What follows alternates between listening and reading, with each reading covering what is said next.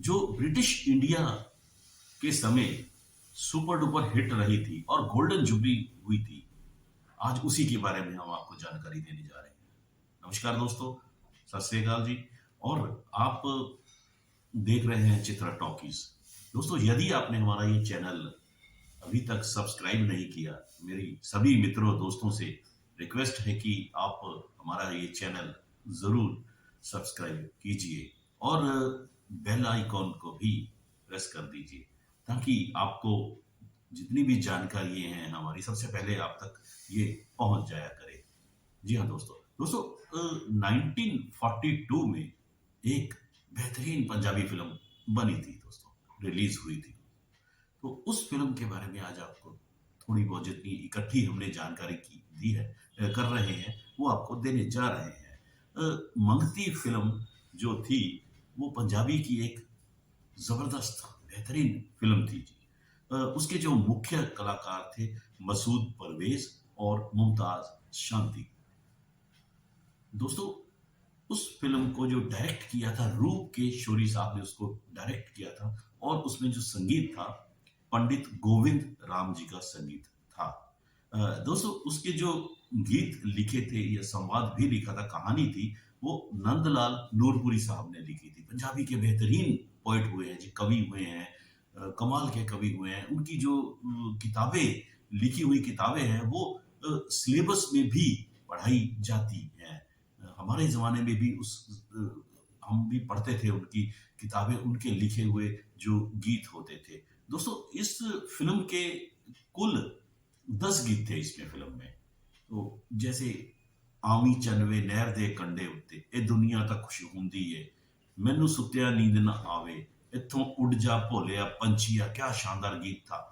इसमें जो गाने गीत गाए थे, वो ज़्यादातर ज़ीनत बेगम ने गीत इसके गाए थे। नंदलाल नूरपुरी साहब ने भी एक ड्यूट गाया था, वही जो इत्थों उड़ जा भोलिया पंछिया, ये नंदलाल नूरपुरी साहब की आवाज में ये गीत गाया गया था।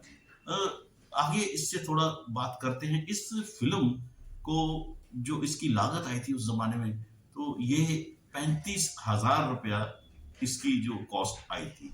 जैसे आपको बताया कि ये सुपर डुपर हिट फिल्म रही थी। ये 60 हफ्ते सनोबर सिनेमा पाकिस्तान में हुआ करता था, लाहौर में। प्रभात, सनोबर प्रभात सिनेमा लाहौर में, यह फिल्म वहाँ खूब चली थी। तो इसके आगे थोड़ी और बात करते हैं। हम बात कर रहे थे कि नंदलाल नूरपुरी साहब की जो बीच में ही रह गई थी। दोस्तों, उनका जो जन्म था वो 1906 में लायलपुर पाकिस्तान, जिसको आजकल फैसलाबाद भी कहते हैं, नूरपुर एक गांव है, वहां पे इनका जन्म हुआ था। तो उस जमाने में थोड़ा इनकी जब ग्रो हुए, बड़े हुए, तो जलियांवाला बाग का कांड हुआ और अकाली लहर हुई, देश में राजसी उथल पुथल हो रही थी।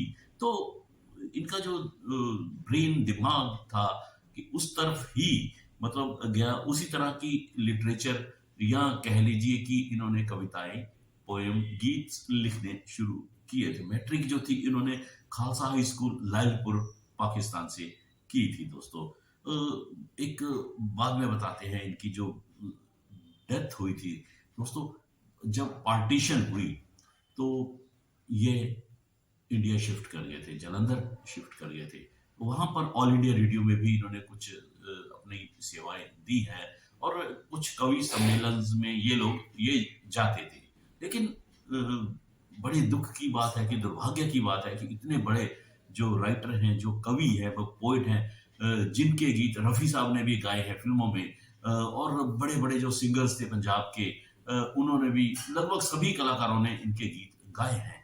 तो गरीबी से परेशान हो गए दोस्तों, इन्होंने एक दिन अपने गाँव में जो साथ में कुआँ है, उसमें छलांग लगा दी और सुसाइड कर लिया।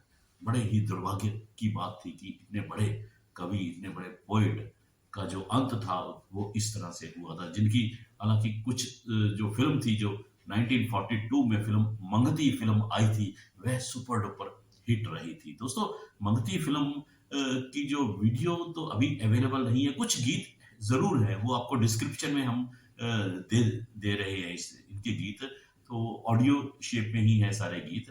तो आप इन गीतों को सुनिए, आनंद उठाइए इन गीतों का।